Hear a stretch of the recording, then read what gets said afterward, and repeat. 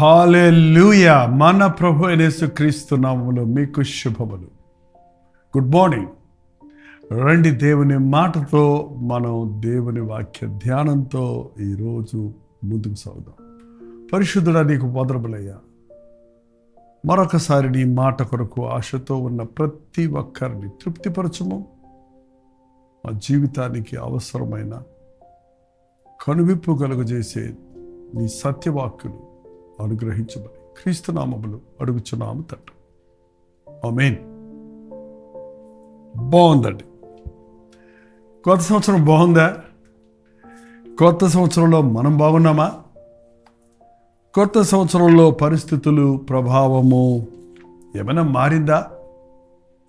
చుట్టూ ఉన్న వాళ్ళు మారారో లేదో, పరిస్థితులు మారాయో లేదో, మనం మారామా? మనం పై పద్ధతులు మార్చుకున్నామేమో, కొన్ని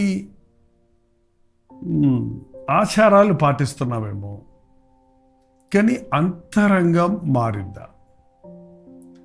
లోకంలో చాలా రకాల భక్తులు ఉన్నాయండి. భక్తి భావన చూపించే వాళ్ళు ఉన్నారు. వాళ్ళ వేషధారణలో, వాళ్ళ మాట శైలిలో, వాళ్ళు చేసే కొన్ని దాన ధర్మ కార్యాల్లో వాళ్ళు ఎంత భక్తులు, ఎంత యోగ్యులో నిరూపించుకోవడానికి ప్రయత్నించేవారు, భక్తిని కనుపరిచేవారు ఉన్నారు. మీకు తెలుసా ఒక సంగతి? యేసు ప్రభు యొక్క భక్తి మన ఆచారాలను బట్టో, మనం చేసే కొన్ని క్రియలను బట్టో, లేకపోతే మన యొక్క శైలిని బట్టో, మన పేరును బట్టో విలువించేది కాదండి. పేరు మార్చుకోవడం చాలా ఈజీయే. కొన్ని పద్ధతులు మార్చుకోవడం కూడా కొంచెం కష్టమైన సాధ్యమే. కానీ క్రైస్తవ భక్తి యొక్క సారం బయట నుంచి చూపించేది కాదు, లోపటి నుంచి వచ్చేది. అండర్స్టాండ్? అర్థమైంది? హృదయంలో నుండి రావాల్సిన భక్తి. నరుడు పై రూపాన్ని లక్ష్య పెడతాడు, కానీ దేవుడు హృదయాన్ని లక్ష్య పెడతాడు. ఆయనకు మరో పేరు ఉందండి, హృదయాంతరేంద్రియాలను పరిశీలించేవాడు. మన మాటను బట్టో, మన ప్రవర్తనను బట్టో మనల్ని తీర్పు తీరుస్తారు మనుషులు, కానీ దేవుడు మన ఆలోచన శైలిని, మన అంతరంగంలో మనం ఏమై ఉన్నామో దానిని బట్టి మనకు ప్రతిఫలం ఇస్తాడు. మరి మీ హృదయంలో ఆ మార్పు కలిగిందా? హృదయం మారిందా? అది చాలా ప్రాముఖ్యమండి.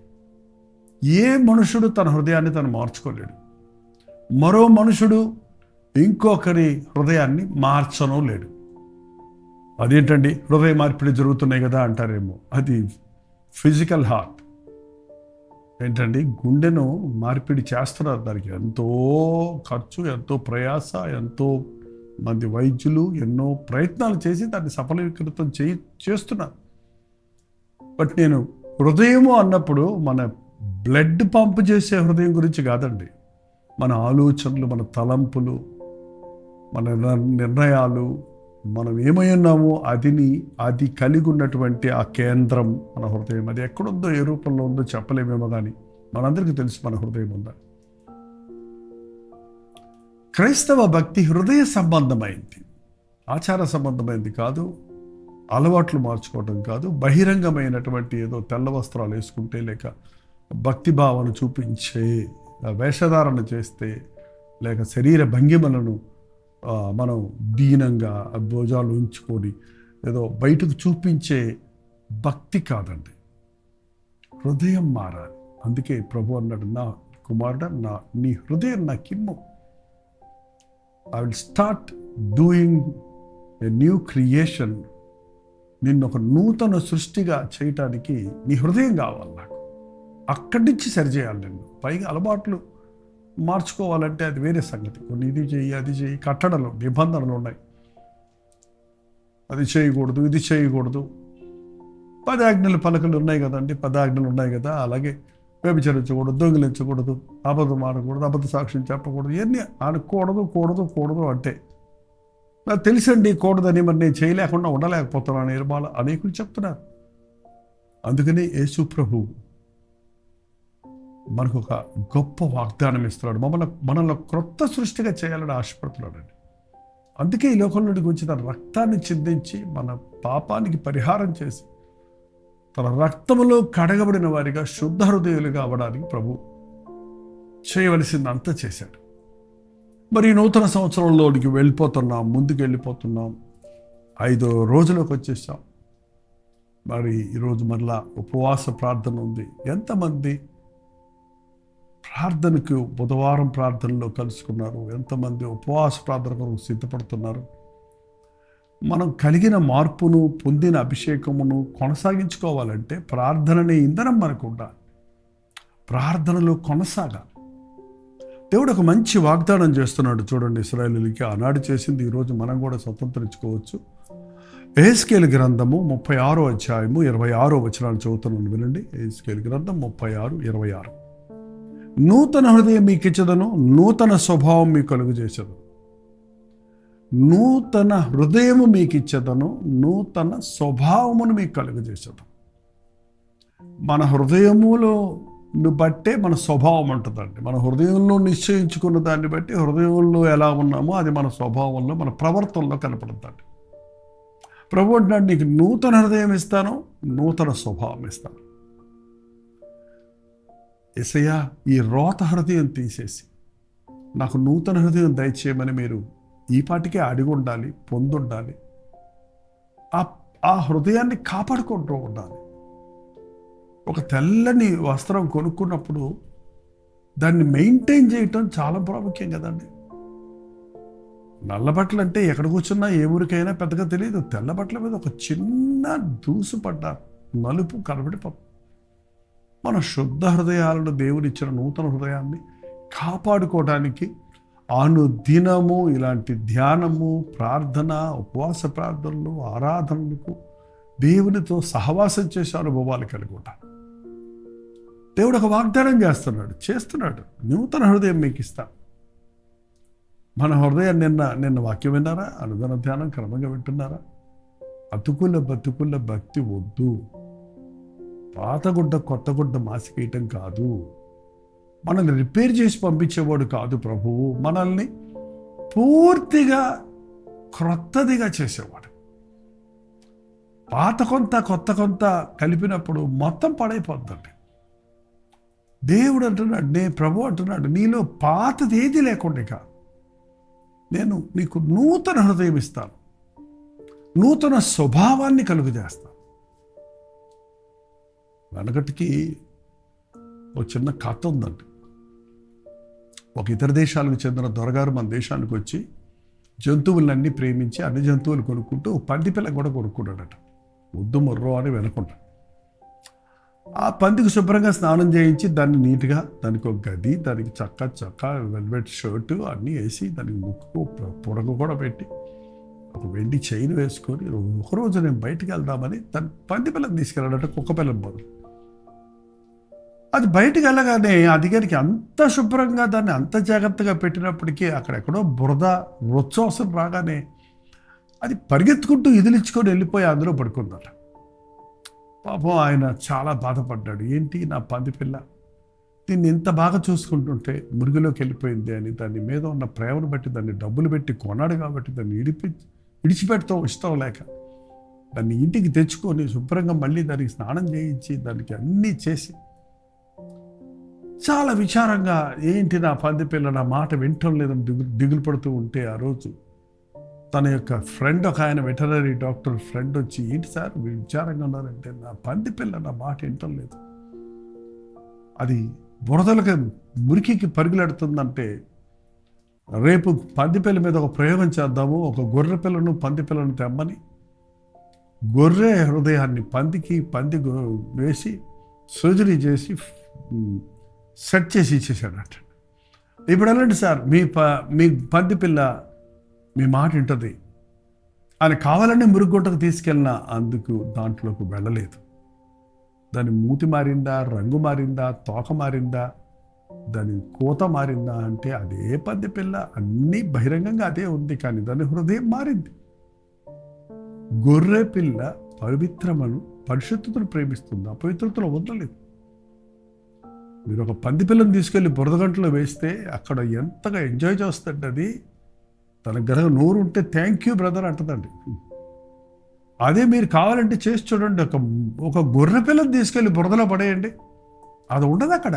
ఎంత తొందరగా వీలైతే అంత తొందరగా ఎగిరి గంతులేసి దులుపుకుంటూ దూరంగా పారిపోద్ది. మన హృదయం మారినప్పుడు పాపంలో ఇక పరవశించలేమండి. పాపంలో పొరపాటున పడతామేమో యాక్సిడెంట్లుగా, కానీ అక్కడ ఉండలేము. పాపంలోనే మీరు అనుభవిస్తున్నారు, పాపాల్లో సంతోషిస్తున్నారు అంటే మీ హృదయం మారలేదని అర్థం. హృదయం మారిన తర్వాత, నూతన హృదయం ప్రభు ఇచ్చిన తర్వాత నీతిని ప్రేమిస్తాము, దుర్నీతిని అసహించుకుంటాం. దావీదు లాంటి వ్యక్తి దేవుడు ప్రేమించి దేవుడు దీవించి నూతన హృదయం పొందినటువంటి దావీదు ఒకసారి పడ్డాడు. నువ్వే పరస్త్రీ ఇరుకైన గుంట, అలాంటి గుంటలో పడ్డాడు. ఆ పడ్డప్పుడు తన గుండెల్లో మొరపెట్టి ఏం ప్రార్థన చేశాడో చూడండి ఒకసారి. 51వ కీర్తన 51 10వ వచనం. దేవా, నా యందు శుద్ధ హృదయము కలుగజేయము, నా అంతరంగములో స్థిరమైన మనస్సును నూతనముగా పుట్టించుము. ప్రతిసారి దేవునికి వ్యతిరేకంగా మనం తప్పు చేసినప్పుడు పశ్చాత్తాపడితే, విరిగిన హృదయంతో మన పాపములను మనం ఒప్పుకొనిన ఎడల ఆయన నమ్మదగిన వాడు, నీతిమంతుడు కనుక మన సకల దుర్నీతి నుండి ఆయన మనల్ని పవిత్రంగా చేస్తాడు. నీకు నూతన స్వభావము దేవుడు ఇచ్చినప్పుడు పాపములో నువ్వు పరవశించలేవు, పాపములో ఉండలేవు. శోధనను బట్టి, పరిస్థితులను బట్టి పాపములో కాలు జారినా వెంటనే ఆ విషయాన్ని హెచ్చరించబడతావు కనుక, గద్దించబడతావు కనుక, నీ మనసాక్షి నిన్ను హెచ్చరిస్తుంది కనుక నువ్వు మోకాళ్ళ మీద పడతావు. అది దావీదు అనుభవం. మోకాళ్ళ మీద పడి మళ్ళీ నా యందు శుద్ధ హృదయము కలుగజేయి, నా అంతరంగములో స్థిరమైన మనస్సును నూతనముగా పుట్టించు, నాకు స్థిరమైన మనసు దయచేయి. ఎంతమందికి మీకు స్థిరమైన మనస్సు ఉంది? ఒక తీర్మానం చేస్తే దాన్ని నిలబెట్టుకోగలుగుతున్నారా? నేను పాపము చూడను అంటూనే పాపానికి బానిసలైపోతున్నారా? ఈ సెల్ ఫోన్లో అనవసరమైన గెలకను అంటూనే మళ్ళీ ఆ సెల్ ఫోన్ మీద మీకు విడుదల లేకుండా ఉందా? మీకు కోపం వచ్చినప్పుడు బూతు మాట్లాడుతూ ఇంకా ఆడకూడదు అని నిర్ణయించుకున్నప్పటికీ మళ్ళీ అదే పరిస్థితుల్లో ఉన్నారా? ఆలోచించేయండి. పాపములో కొనసాగుతూ ఉంటే, మళ్ళీ మళ్ళీ మళ్ళీ తప్పు చేసిన తప్పే చేస్తూ ఉన్నామంటే నీ స్వభావం మారలేదు, నీ హృదయం మారలేదు, నీవు దేవుడిచ్చే నూతన హృదయాన్ని పొందలేదు. నూతన హృదయం కలిగినప్పుడు పాపం జోలికెక్కపోవు. ఆ పందిపిల్లది ఒక కథే, కానీ ఆ పందిపిల్ల తన హృదయం మారిన తర్వాత మళ్ళీ ఆయన కావాలని ఆ బురదగుంటతో తీసుకెళ్ళినా కూడా అది ఆ వైపే వెళ్ళలేదట. అతను చుట్టే తిరుగుతూ ఉంది. యేసయ్య బిడ్డలమైన మనం పాపం జోలికెక్కపోమో, పాపముతో సహవాసము చేయము, అవిశ్వాసులతో విజ్జోడుగా ఉండము, శోధనకు దూరంగా ఉంటాము, కీడుగా కనిపించు దాని విషయమై జాగ్రత్త పడతాము. మరి 5 రోజుల్లో మీ జీవితంలో ఏమైనా మార్పు కలిగిందా? మీ ఫ్రెండ్స్ మారారా? మీ వే ఆఫ్ టాకింగ్ మారిందా? మీ వే ఆఫ్ థింకింగ్, మీ ఆలోచన శైలి మారిందా? మీ మాటల్లో మార్పు కనపడుతుందా? మీ ప్రవర్తనలో మార్పు కనపడుతుందా? నూతన హృదయం పొందారా లేదా? నూతన స్వభావము ఏంటంటే, మనకు స్వభావం ఉంది, మానవ స్వభావము, పాతాదాము స్వభావము, పతనమైపోయిన స్వభావము, పాపాన్ని ప్రేమించే స్వభావము, పాపానికి ఆకర్షితులమయ్యే స్వభావము. యేసు ప్రభు ఆ నీచమైన పాతాదాము స్వభావం నుంచి మనల్ని విడిపించి శుద్ధ హృదయాన్ని కలుగు చేస్తానంటున్నాడు. నూతన స్వభావం మనకి ఇస్తాడు. క్రీస్తును కలిగినటువంటి గుణగణాలు మనం కలిగి ఉన్నట్లుగా, నీతిని ప్రేమించేవారిగా, దుర్నీతిని అసహించుకునేవారిగా. గమనించాం, నీతిని ప్రేమించడమే కాదు, దుర్నీతిని సహించాం, కొనసాగించాం, సరిగదా అసహించుకొని విడిచిపెట్టేవారిగా ఉంటాం. అటువంటి మార్పు ఇంకా మీరు పొందకపోతే ఈ రోజైనా మీరు మోకరించి, ప్రభువా నాకు నూతన హృదయం దయచేయి, నూతన స్వభావం దయచేయమని పట్టుదలతో ప్రార్థించండి. పరిశుద్ధాత్ముడు తన కార్యాన్ని మీ జీవితంలో జరిగిస్తాడు. ప్రార్థన. పరిశుద్ధుడ ప్రేమ గల తండ్రి, ఈ వర్తమానమును ఎవరెవరు ఎక్కడెక్కడి నుంచి విన్నారో, నూతన హృదయాన్ని పొందామా లేదా అని నీ సన్నిధిలో మోకరించి పరిశీలించుకుంటూ, కొత్త హృదయం కావాలి అనే పాటలతో మేము సరిపెట్టుకోక, అనుభవంతో మేము నూతన జీవితంతో నూతనత్వాన్ని పొంది నీ సాక్షులుగా ఈ భయంకరమైన పాపలోకంలో వర్ధిల్లుటకు, వెనకడిగి వేయకుండా యేసువలే ఉండుటకు, అన్ని విషయాల్లో నీ సారూప్యంలోనికి మలచబడుటకు సహాయం చేయమని క్రీస్తునామములో అడుగుచున్నాను తండ్రి. తండ్రి అయిన దేవుని యొక్క ప్రేమయు, కుమారుడైన క్రీస్తు యొక్క కృపయు, ఆదరణకర్త అయిన పరిశుద్ధాత్మ యొక్క సహవాసం కూడి ఉన్న మనందరికీ ఇప్పుడు సదాకాలం తోడై ఉండును గాక. ఆమేన్.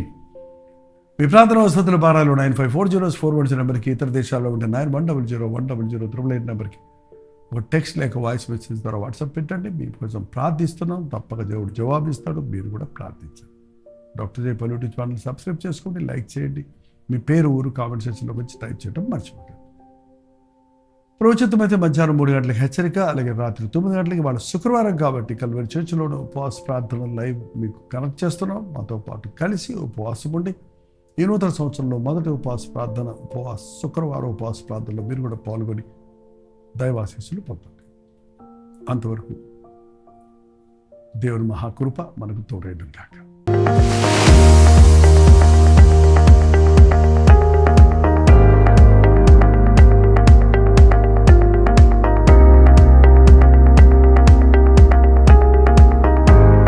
హల్లెలూయా. పాండిచ్చేరి పరిసర ప్రాంతాల్లో ఉన్న వారికి శుభవార్త. ప్రార్థనాపూర్వకంగా పాండిచ్చేరిలో 1 డే గెట్ టుగెదర్ను ప్రభు చిత్తమైతే జనవరి 26వ తారీఖు ఏర్పాటు చేస్తున్నాం. మధ్యాహ్నం 2 గంటల నుంచి 5 గంటల వరకు, అలాగే 6 గంటల నుంచి 10 గంటల వరకు 2 సెషన్స్గా పాండిచ్చేరిలో తెలుగు వారి కొరకు, తమిళ వారి కొరకు, మరి ఇతర భాషల వారి కొరకు ఈ ప్రత్యేకమైన 1 డే గెట్ టుగెదర్ ఏర్పాటు చేస్తున్నాం. మొదటిసారిగా పాండిచ్చేరి వస్తున్నాం. మిమ్మల్ని అందరినీ చూడాలని రండి, పాల్గొనండి. మీ స్నేహితులకు, బంధువులకి అందరికీ గుర్తు చేయండి. జ్ఞాపకం ఉంచుకోండి. చిరునామా గమనించండి. Padmini Mahal opposite to Balaji theatre, Ilango Nagar, Kamaraj Salai, Pondicherry. ఈ విషయమై మీకు ఇంకా వివరాలు కావాలంటే కింద ఇవ్వబడినటువంటి నెంబర్కి వాట్సాప్ పెట్టండి, లేదా 89393939 నెంబర్కి మీరు కాల్ చేయండి. మీకు అడ్రస్ లింకులు పంపించబడతాయి. రండి, మీ స్నేహితులకి, బంధువులకి అందరికీ తెలియజేయండి. దేవుడు తన గొప్ప కార్యాలు జరిగించినట్లుగా అనేకుల కొరకు ప్రార్థించడానికి, దేవుడిచ్చిన సందేశాన్ని అందించడానికి, ముఖాముఖిగా మిమ్మల్ని చూచి మీ అవసరాల కొరకు దేవుడి సొంతలో విజ్ఞాపన చేయడానికి చెన్నై నుండి పాండిచ్చేరి వస్తున్నాం. రండి, పాల్గొనండి, దీవించబడండి.